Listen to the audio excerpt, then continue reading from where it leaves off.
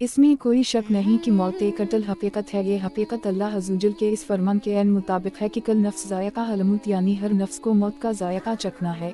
इस बारे में तो हर इंसान को आगाह किया गया है कि सब मखलूक़ात ने मरना है, लेकिन कब मरना है ये बात इंसान की पैदाइश से लेकर अब तक एक सवालिया निशान बनी हुई है। अब तक के साइंसदान इस कदर हैरत अंगेज़ तरक्की के बावजूद भी इस सवाल का जवाब जानने से कासिर हैं, क्योंकि अल्लाह अज़्ज़वजल की तरफ से मौत की मुअय्यना मुद्दत एक राज है। लेकिन कुरान व हदीस से कुछ ऐसी निशानियों का जिक्र मिलता है जो मौत के करीब अक्सर लोग महसूस करते हैं, और इनमें सबसे पहली निशानी है सिकरात, जिसके बारे में कुरान मजीद फरकान हमीद की सूरत कहफ आयत नंबर 19 में अल्लाह रब्बुल इज़्ज़त का इरशाद है कि मौत के सिकरात का वक्त, यानी मौत के वक्त सख्ती होने का वक्त हक के साथ आ गया, यही वो चीज़ थी जिससे तो बचता था। मफसरीन के कौल के मुताबिक अगरचे मोमिनों की सिकरात का आलम काफरों की निस्बत बहुत आसान है, लेकिन क्योंकि इंसान की रूह निकलने का काम तदरीजी सूरतों में अंजाम पाता है, इसलिए इसमें बहुत ज़्यादा सख्ती महसूस होती है।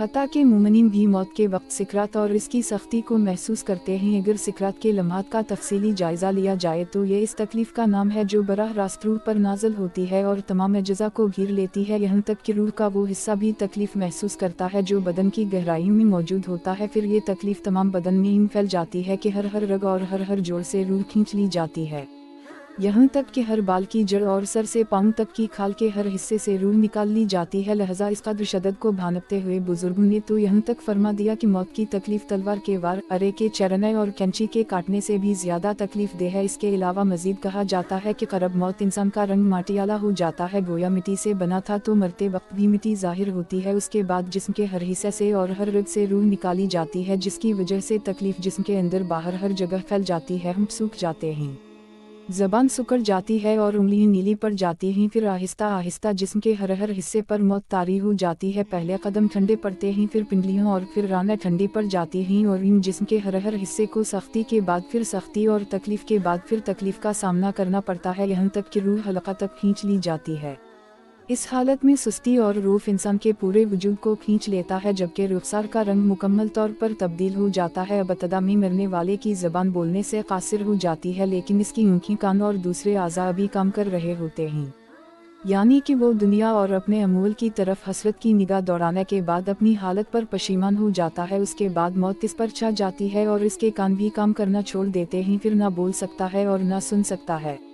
इसकी आँखें गोल गोल घूमना शुरू कर देती हैं। फिर कुछ देर बाद मौत का साया इसकी आँखों तक भी आ जाता है और इन्हें भी अपनी लपेट में ले लेता है। इसकी जान जिस्म से निकल जाती है और आँखें ऊपर की तरफ जाती हैं। मरने के बाद मैयत की आँखें खली रह जाती हैं। इस हवाले से बहुत सी साइंसी तौजीहात भी पेश की जाती हैं।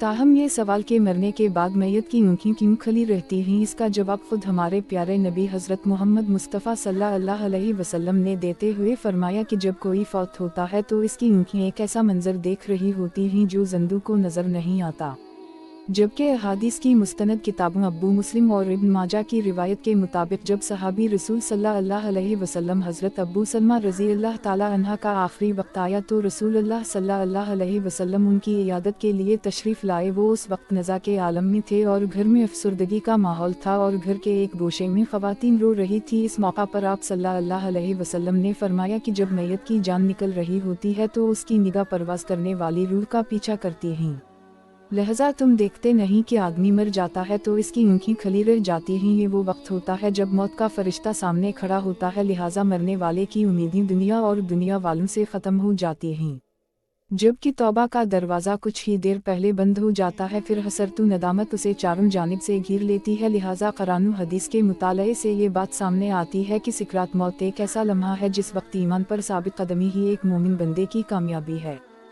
लेकिन उस वक्त मोमिन बंदे के खिलाफ इंसान का अज़ली दुश्मन शैतान उसे राह रास्त से हटाने और अक़ीदा तवहीद से इसके दामन को खाली करने के लिए हमला आवर होता है और मुख्तलिफ अंदाज में धोखा देता है, क्योंकि इस हालत में इंसान इस कदर खौफज़दा, परेशान और हैरानगी के आलम में तन्हा खड़ा होता है कि इसे किसी अपने के सहारे की शदीद ज़रूरत महसूस होती है, और शैतान इस ज़रूरत से फ़ायदा उठाते हुए इस पर मुख्तलिफ तरीक़ों से हमला आवर होता है। आखिर में दुआ है कि अल्लाह हमें ईमान पर ज़िंदगी बसर करने की तौफ़ीक़ अता फ़रमाए और ख़ातिमा बाला ईमान फ़रमाए। आमीन सम आमीन। तमाम लोगों का बहुत ख्याल रखिएगा। अल्लाह हाफ़िज़।